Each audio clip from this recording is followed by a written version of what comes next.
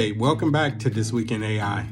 Amazon is using generative AI to enhance their product reviews.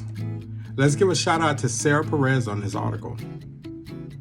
Amazon is using generative AI to provide a summary of customer reviews directly on a product's page. This is expected to give customers a clearer understanding of the product's pros and cons based on customer feedback. This feature will use a clickable button. For example, customers can click on durability or battery life and read the reviews that mention that particular battery. Initially, these AI-powered features will only be available to U.S. shoppers using their mobile phones, with further rollout expected later. Why is this important?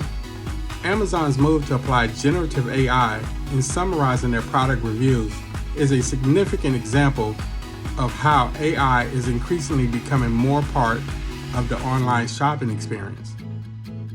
Well guys, like I always say, let's continue to use AI for good, and we'll see you next time on This Week in AI.